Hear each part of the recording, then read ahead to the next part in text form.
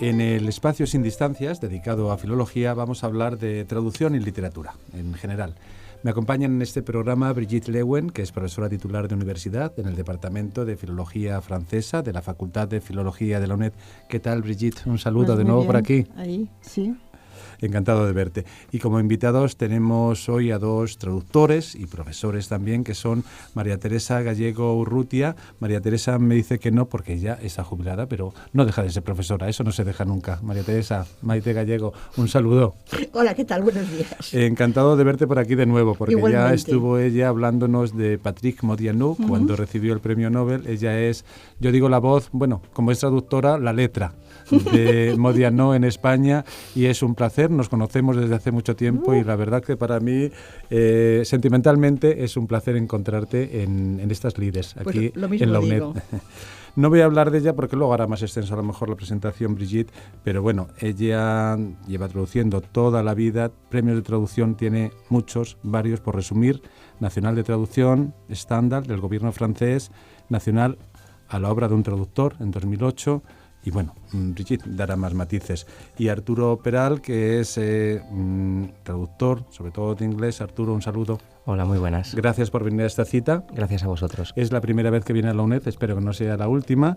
Y como queremos abrir contactos también, porque este ámbito de la traducción yo creo que es muy interesante y tratarlo desde nuestros programas, que siempre queremos enlazar más allá de nuestra propia universidad, tanto a estudiantes de la UNED y de fuera de la UNED, como a oyentes en general preocupados por temas culturales. Arturo Peral también es profesor de traducción en la Universidad de Comillas y en la Complutense. Ajá. Y bueno, y hablaremos de más cosas más adelante. Pero yo no sé, Brigitte, si quieres tú hacer un panorama de cómo está la traducción o hablar de ellos, de los invitados antes. No, primero hablaré de los invitados, pero yo creo que lo has dicho prácticamente todo, ¿no? De Arturo, pues que eres profesor, eres también traductor. Y lo que me ha interesado es que traduces también tanto del francés como del inglés, pero más del inglés.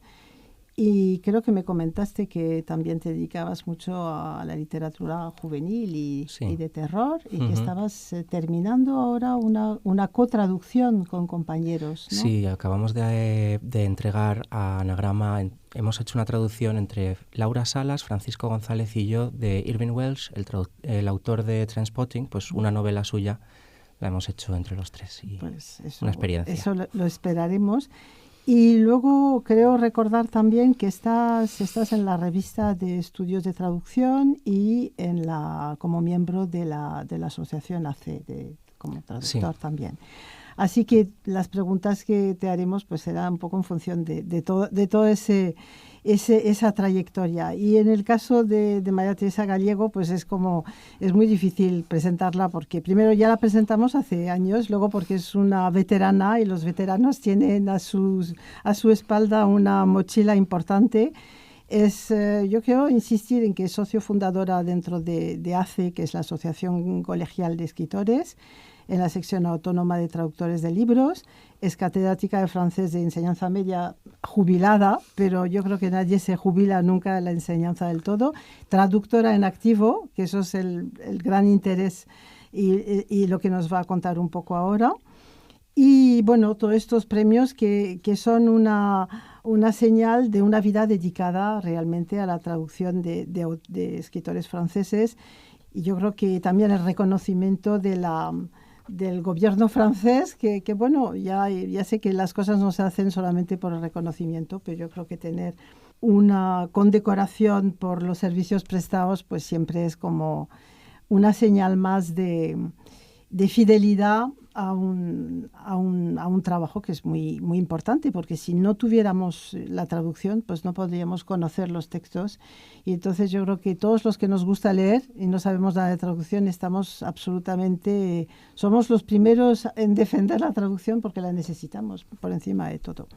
Entonces aquí, como tenemos muy poco tiempo, las preguntas van a ser muy generales y tan generales que os va a costar probablemente centrar el tema. Hay dos aspectos que queríamos tratar en este programa. Por un lado, un poco que nos deis, tanto uno como otro, que tenéis experiencias diferentes, en tiempos diferentes también, porque Maite empezó mucho antes y tú mucho después. ¿Cuál es la situación del traductor en la actualidad, visto también desde las asociaciones que hay y el intento de poneros de acuerdo, y no siempre, imagino, de acuerdo en determinados criterios? Y luego un poco hablar de vuestra experiencia personal como traductores, uno sobre todo de inglés y tú del francés, ¿no? Empezaremos por la situación del traductor, ese personaje tan importante que nunca vemos y que está ahí y que nos puede trasladar bien o mal algo que necesitamos para conocer la cultura, para conocer la literatura. ¿Quién empieza de los dos en este tema tan difícil de delimitar? A ti te toca. Bueno, a ver, resumiendo mucho. Hemos progresado en 35 años que tiene de existencia la Asociación de Traductores, de hace traductores. Hemos progresado en muchísimas cosas. Por ejemplo, hemos progresado en la ley de propiedad intelectual, que nos reconoce como autores.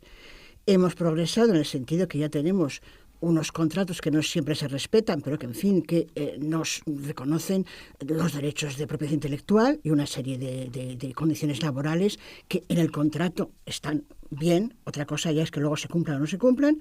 Y, sobre todo, ya pocas personas se olvidan de que hay un traductor, que era una cosa que cuando hace 35 años fundamos la asociación, nadie se acordaba que en un libro, en la mayor parte de los libros, o sea, de cada 10 libros, por lo menos en 5, había un traductor. Eso yo creo que estos años se ha ganado. Se ha ganado, ya no hay reseña, salvo alguna persona muy contumaz, pero si no, no hay reseña en que no aparezca al pie de la reseña los datos del libro, incluido el nombre del traductor. No hay editorial, salvo que incumpla la ley de una forma descarada, que no ponga el nombre del traductor en la portadilla e incluso en la portada. O sea que en todo eso yo creo que se ha avanzado muchísimo. Y ya existimos de una forma ya con un reconocimiento general. Salvo excepciones que siempre las hay, pero vamos, en general. Otra cosa es que hemos progresado laboralmente. Laboralmente no hemos progresado. Y en parte, y yo lo siento mucho, pero en parte es culpa nuestra. En parte porque partimos, no todos, pero un gran volumen de traductores parte de la base de que es así. Que te pagan poco, que la editorial puede tardar en pagarte, que no te hace el contrato tipo si no te hace un contrato. Y se acepta como una especie de maldición divina. Y realmente yo creo que como traductores peleamos poco. Por tanto, hemos ganado una serie de cosas que son las que, digamos, a los editoriales no les cuestan dinero, pero no hemos progresado muy poco en derechos laborales y en cumplimiento por parte de algunas editoriales, que no de todas, las hay muy serias, claro, y muy honradas. De algunas editoriales de eso, de demorar el pago o no directamente decir que pues es que me viene fatal pagarte ahora porque es que, en fin, o de hacer un contrato que no contempla derechos de autor, que por eso creo que es en parte culpa nuestra. Pero vamos a ver, por ejemplo, el tema de la asociación, de la red de Vértice, toda esta mezcla de este intento por encontrar criterios y tal, ¿realmente está aportando algo en este momento? Bueno, yo creo que sí. A ver, la red Vértice que la acabas de mencionar es una... Sí que es exactamente. Sí, pues es digamos, una especie de red de comunicación entre distintas asociaciones de traducción, interpretación y corrección. Da cabida a asociaciones de corte muy, muy diferente, algunas regionales, otras nacionales y también otras especializadas, otras no tan especializadas, más generales. Y bueno, está dando fruto, pero un poco más, yo creo que más allá del mundo editorial. Es un poco más... Os ponen en contacto unos con otros. Claro, es un punto de encuentro entre distintas asociaciones para tratar una serie de problemas que pueden ser importantes para todos. Y para intentar diseñar estrategias en común y colaboraciones, etcétera. Y está funcionando en algunas cosas bastante bien. Pero va más allá del ámbito de la traducción de libros. Vale, es un poco amplio, va más allá. Y la ACE, que tenemos aquí a una de las fundadoras, esta también tiene la misma... No, es distinto, es otro tema, ¿no? Es una asociación que reagrupa escritores y traductores, sí, ¿no? A ver, yo voy a contar un poco de mi experiencia personal cuando empecé, porque la asociación Hace Traductores tiene muchísima importancia en cómo empecé yo. Yo entré como presocio, que tiene una categoría especial para personas que no reúnen las condiciones para ser socio, antes de empezar a trabajar. Yo estaba en la universidad todavía y ya había entrado. Y a base del contacto con los colegas que estaban que ya conocían el mundo, pues como Maite, por ejemplo, para cuando recibí mi primer contrato, yo ya sabía cuáles eran las cláusulas que debía tener el contrato, qué es lo que no podía aceptar. Ya. Esa información no la habría tenido si no hubiera sido gracias a la asociación. Entonces, aunque solamente fuera por la comunicación entre socios, ya es bueno. Ya. Y además tiene un punto formativo muy importante, porque una persona que no sabe nada de derechos de autor, que no sabe nada, ha estudiado traducción, pero no sabe qué hacer después, le llega cualquier cosa, un contrato de nada con 2 cláusulas, que incumple totalmente la ley y lo firma. Si no es gracias a la información que recibe a través de la asociación. O sea que es clarificador, ¿no, mucho, Arturo? Mucho. Yo lo cuento porque para mí es una experiencia importantísima, ¿no? Pero yo pienso, cuando decía Maite Gallego, que claro, mucha parte de responsabilidad achaca a los propios traductores. Yo pienso también que la labor del traductor es una labor un poco aislada, ¿no? No tiene por qué serlo así. Ya no, si no quieres, claro, que lo sea. Esto es. Hay asociaciones de sobra para que te puedas hacer socio de la que quieras o incluso de varias. No hay ningún problema en ser socio de varias Simplemente asociaciones. ponerse en contacto con la cantidad de asociaciones que hay, vamos, ¿no? Que además en todas las páginas web de todas las asociaciones hay una reseña de las asociaciones. Bueno, y en la red Vértice están todas. Sí. No hay más que documentarse. O sea, que facilidad en eso claro, están luego todas. las cuotas son muy modestas. No hay ningún problema en pagar varias cuotas al año porque no son unas cuotas caras ni muchísimo menos. Todas tienen, o casi todas tienen, lista de distribución, lo cual te permite el contacto continuo por Internet con tus colegas, pero en tiempo real, a diario. Entonces, realmente en este momento, y también los socios pueden estar en contacto entre sí, si quieren, por su cuenta. Es decir, por ejemplo, vamos a ver, este editorial no me ha pagado. ¿Os ha pagado a vosotros? Bueno, pues vamos a ponernos de acuerdo en que no le aceptamos una traducción más hasta que esto se remedie. Lo cual, la editorial, ¿qué va a decir? Va a decir, bueno, pues me da igual, yo cogí a otros. Pero no es tan fácil coger a otros traductores. Oye, no es tan fácil. Y la pregunta siguiente es, o sea, luego la elección de los autores, ¿cómo te contactan? Porque hay que empezar en este mundo. Entonces, en este momento debe haber muchísima competencia, debe haber muchísima gente que está buscando trabajo y tal. ¿Sirven también esas asociaciones para encontrar trabajo? Sí, a menudo yo he conseguido contactos con editoriales gracias a colegas que me lo han pasado, que sabían que yo andaba buscando o que el editor andaba buscando, ellos no pudieron aceptar el trabajo y me lo pasan a mí. O sea que sí, funciona también así. Pero bueno, en realidad las asociaciones lo que hacen es facilitar muchísimo lo que ahora se llama el networking, ¿no? Y que ahora pues conocer a colegas que están en el mismo sector y entonces fluye la información. Si estás informado, podrás hacer las cosas mejor. Mucho mejor, sin duda. No, es que además, si tienes información, por ejemplo, para decir, pues es que no sé a quién mandar un currículum, porque si lo mando a info@ a tal editorial, pues va a llegar al buzón que no es.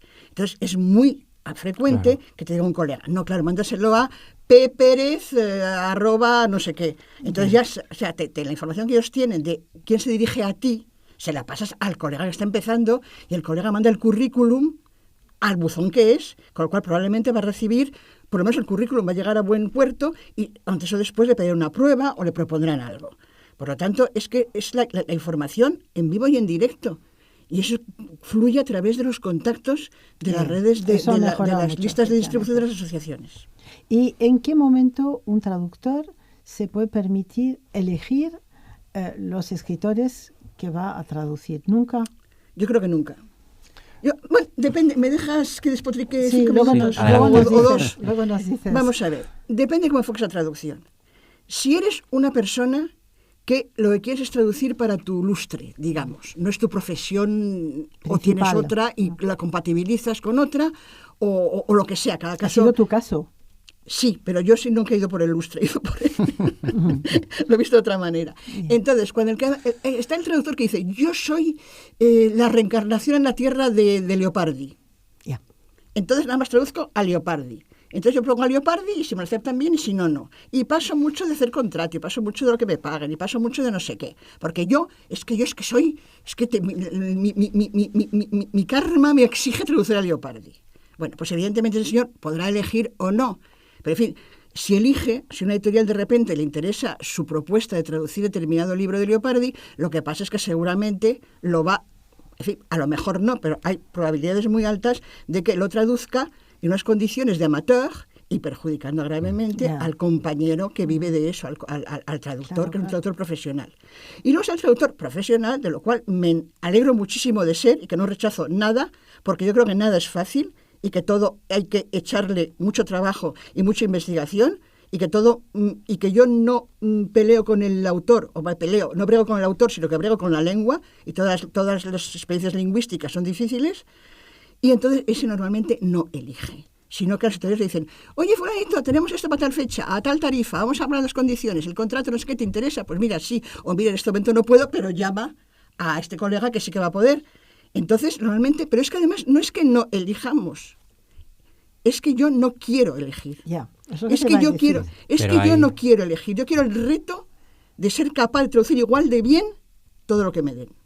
Pero hay otro caso diferente, ¿no? Y es, por ejemplo, cuando tú conoces algún autor que te gusta y bueno, haces una propuesta, no por lustre ni porque ni seas la reencarnación de nadie, pero puede ser además una forma de ponerte en contacto con un editor. Y hacer mostrarle, oye, mira, yo conozco a este autor, aquí tienes un informe, una pequeña prueba de traducción para que veas, y a veces lo consigue, el editor está interesado, lo publica y decide publicarlo y te lo encarga a ti. Otras veces no, pero ya tienes contacto con el editor. Pero eso funciona y eso más... lo hacen mucho los que hacen traducción de lenguas un poco menos habituales. Claro, por ejemplo, Joaquín Garrigós, que es el que más traduce del rumano y muy bien, por cierto, en España. La literatura rumana entró en las editoriales porque Joaquín Garrigós se dedicó a explicar a unas editoriales quiénes eran los escritores rumanos, qué valor tenían, etcétera. O sea que eso realmente, ahí su propuesta cuajó, porque era una literatura desconocida en España.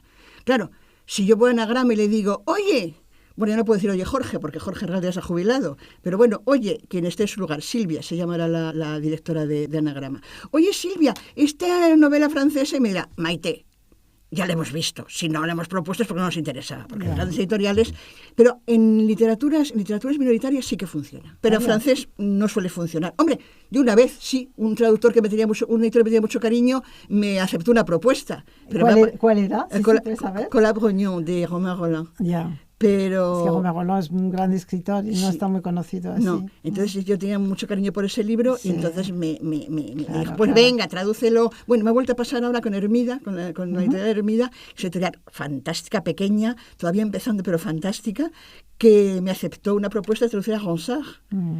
Y debo decir que me da impresión que no se está vendiendo el libro nada, el pobre hombre, pero lo hizo por darme ese gusto. Pero claro, es que yo he traducido 55 años, o sea que ya tengo a veces me pasa un milagro de esos, de que me acepten una propuesta. Pero normalmente en lenguas muy traducidas no suele funcionar.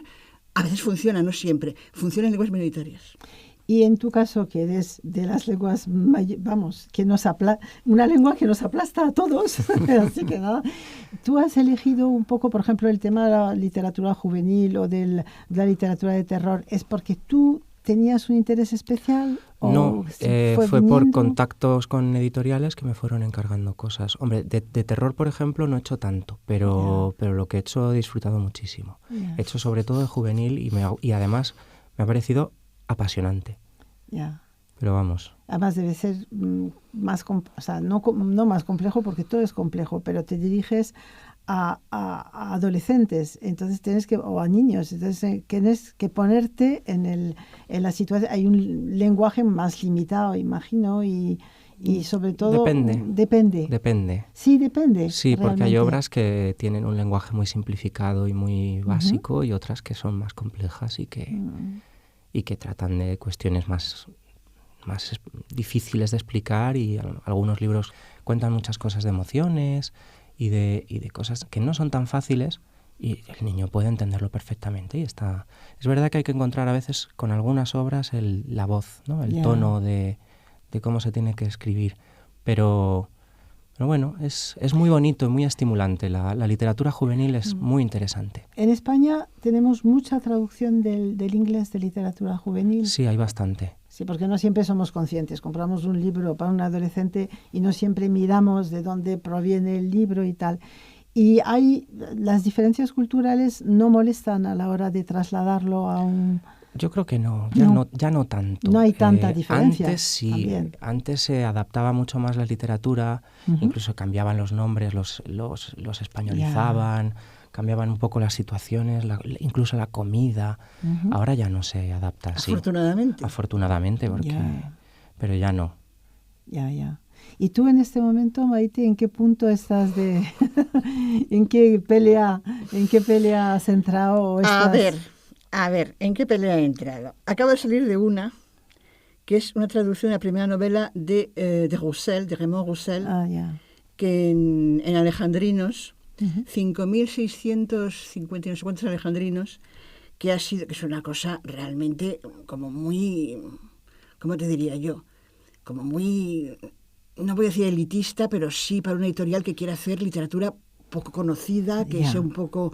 Es más, de hecho, tiene su... ese era el camino que ha elegido, hacer libros poco conocidos, y tiene un eslogan que es libro oculto, libro de culto. Se ha encargado por ahí y quiere traducir rarezas. Bueno, es una orientación como otra cualquiera. Entonces me pidió la primera novela de Roussel, con la cual he sudado tinta china. Pero bueno, ya está, salió ayer al mercado. Pero bueno, eso me ha llevado, porque en principio lo iba a hacer en 3 meses y la hice 8 en 8. O sea, que la cosa era muy... Pero, y lo próximo que empiezo, el día 15, es otro Flaubert. Que eso ya me llena de satisfacción. Porque eso, no voy a decir que no me cueste, pero en fin, ya me cuesta infinitamente menos que lo Roussel. Conoces. Es terreno conocido. Sí, esto ya Flaubert es terreno conocido. Voy a hacer una nueva versión de la Educación Sentimental. Y entonces pues estoy encantada de la vida de volver a los brazos de Flaubert, que no es que estuviera incómoda en los brazos de Roussel, pero no sé cómo me sentía. Con tanto alejandrino, no sé yo. Me sentí un poco, no sé cómo decirlo, un poco coartada. Mira, es que ya Flaubert, pues nada, Flaubert es como estar en casa. ¿Y tú, tus proyectos, cuáles son? Pues nosotros, este grupo que he comentado, Laura Salas y Francisco González y yo, acabamos de entregar una traducción de Welsh y nos han encargado la siguiente, o sea que ya estamos con las manos en la masa. Pues muy bien, así que vamos a poder leer mucho más aún de lo que leímos todos. Tú, Miguel, ¿cómo ves todo esta Yo quiero recomendar, panorama? después de la conversación esta, que es verdad que recomendar a los estudiantes y a los lectores en general que cuando vean un libro que es traducido de un autor inglés y francés, porque estamos en el caso que estamos hablando, pero que se fijen de verdad en la labor de traducción, no decir, pues es un libro que está traducido por alguien que no conozco, no sé qué, no sé cuántos. Lo primero en el nombre, lo que decíais, que bueno, están conseguidos los derechos esos, pero que busquen un poco más allá, que busquen en internet o que haya también en una solapa si hay unos datos del traductor, porque me parece interesantísimo, porque es una labor que hay que reconocer también, aparte de, en el dinero y en la labor intelectual, yo creo que hay que conocer a los traductores, porque es que nos trasladan obras que si no sería imposible. ¿Cómo íbamos a leer a Modiano, un premio Nobel, los que no leemos en francés? Pues eso gracias a la labor de Maite. Tú debías leer en francés, por cierto. Pero yo leía un poquito en francés porque tuve muy buenos profesores y muy buenas profesoras. Me habla de vez en cuando, así un poquito. y es verdad que esa parte cultural siempre, yo creo que buenos cimientos luego hacen un buen recorrido, eso sin duda. De todas formas hay estudiantes que también, independientemente de muchos entrar como Arturo de presocios en asociaciones o de asistir a jornadas que organizan las asociaciones junto con en las universidades, es que además, que te consultan personalmente. Yo ahora mismo estoy hablando por correo electrónico con una estudiante que está terminando traducción en la Universidad de Granada. Estoy dando un trabajo sobre Julien Gracq, del cual he traducido varios libros, y entonces empezó por decirme, ¿puedo preguntar no sé qué sobre la traducción? Sí, claro, por favor, faltaría más. Y después de eso nos hemos ido liando más y le voy contando más cosas. O sea que eso también se puede hacer, aparte de la labor que puedes hacer en una asociación, es que además también los estudiantes deben dirigirse al traductor, porque el traductor normalmente tiene que ser un señor muy antipático, que yo creo que no somos muy antipáticos prácticamente nadie, somos abiertos y tiernos, y entonces hablas con ellos y claro, te das las preguntas. Yo le he dicho, ya lee el libro blanco, la ley dice esto, pregúntame lo que quieras. Es que tienen que estar en contacto con el traductor. Es que además ahora con los medios al alcance establecer una interrelación es súper fácil. Es que es facilísimo. Los traductores están en contacto entre sí para todo, para contarse cómo les va, cómo no les va, qué editoriales son decentes, cuáles que son las menos afortunadamente, pero las hay, no son decentes. Incluso para ponerse de acuerdo, que no lo hacemos nunca, pero deberíamos hacerlo, para alguna acción reivindicativa, que nunca lo hacemos, pero deberíamos hacerlo. Por eso tenemos parte de la culpa de lo que nos pasa, cuando nos pasa algo. Y eso por una parte. Y por otra parte, directamente entre nosotros y directamente los estudiantes. Es que ahora está tirado. Es que es facilísimo. A ver, tú. Sí, yo quería comentar una cosa que me llama la atención un poco más desde la perspectiva académica, ¿no? De esa otra vida que tengo. Sí, ¿no? esa vinculación que puede haber. Y es que he observado a mucha gente que hace estudios de traducción, que estudia, pues eso, se pone con la teoría y empieza a estudiar, no solamente investigadores ya con trayectoria, sino también estudiantes que están haciendo trabajos de fin de grado o trabajos de fin de máster, que lo estudian como si el traductor no fuera una persona. Entonces, humanizarlo no es para tanto. Y se puede hablar con el traductor, le puedes preguntar. Porque yo he visto y he oído a gente en conferencias hablando del traductor como si fuese una especie de fenómeno un ente estudiable. Un ente teórico, sí. Y sacando unas conclusiones de gente que aún está viva, a quien podrían haber consultado, que, oye, te has molestado en hablar con él, porque sería muy interesante y sería lo más riguroso desde el punto de vista de la investigación, además. Y es una cosa que se olvida mucho y no puede ser. Es una persona que está viva, se le puede preguntar y normalmente no es gente muy arisca. Ahora mismo tenemos a dos traductores vivos, muy amables y muy dispuestos a darnos un montón de información. Así que sí, es un poco lo mismo que cuando el traductor escribe al escritor, vivo, claro. Porque si tengo algo con Flaubert, mayormente que no voy a poder preguntarle nada a Flaubert. Pero claro... ¿Tú escribiste a Modiano alguna vez y te contestó? Sí, de puño y letra y por correo postal. Ah, amiga. Qué bonito. Un encanto de hombre. Pues muy bien. Y además, para decirme, porque yo le decía, tenía una duda en un título, y le decía, es que este título puede tener más interpretaciones y usted cómo lo ve, para traducirlo. Y me contesta, madame, ¿sabe usted más que yo ya de mí? Sí, es verdad que eso pasa mucho con los traductores. Y luego me decía, no, le voy a decir por qué proceso llevé ese título, porque si le puedo usted dar pistas, pero de verdad que me fío de usted. O sea, que usted le da tu interpretación, tiene usted mi visto bueno, porque sabe usted en este momento mucho más de mí que yo. Claro, traducimos ya no, pues 20 libros. Así que claro, sí, no los he traducido todos, pero casi todos, con lo cual sí, realmente, no voy a decir que sea Modiano ni muchísimo menos, es otra manía con la cual estoy de acuerdo, es decir, que somos coautores del libro, mentira. Somos autores de la traducción. Pero no somos el coautor del libro. El libro es mucho más que la traducción. Y el libro tiene un proceso de creación que nosotros lo hemos ya hecho. Ya, pero la traducción es imprescindible. Sí, por supuesto, no voy a ser yo quien diga lo contrario, pero que yo soy la autora de mi traducción, lo defenderé en todos los aspectos, en los aspectos laborales y de todo tipo, y el aspecto de propiedad, intelectual y todo, por supuesto. Y si me ha quedado bien, no tengo ningún empacho en decir, pero qué bien me ha quedado. Claro que sí. Pero lo que no me parece una majadería es decir que yo soy otra Modiano, o otro Víctor Hugo, o otro... No es ni otro Flaubert, no es verdad. O sea, yo no soy capaz de crear los mundos que crean ellos. Me los dan ya creados y luego yo los cambio de registro de lengua. Pero de registro lingüístico, claro. Pero evidentemente yo no soy la igual de ninguno de ellos, más quisiera. O sea, que eso de soy la coautora, no. Es que está muy de moda últimamente. El traductor coautor de... No, perdón. El traductor. Y bastante es ya... Bastante trabajo bastante tiene es ya para estar orgulloso de ellos sin necesidad de ponerse plumas ajenas.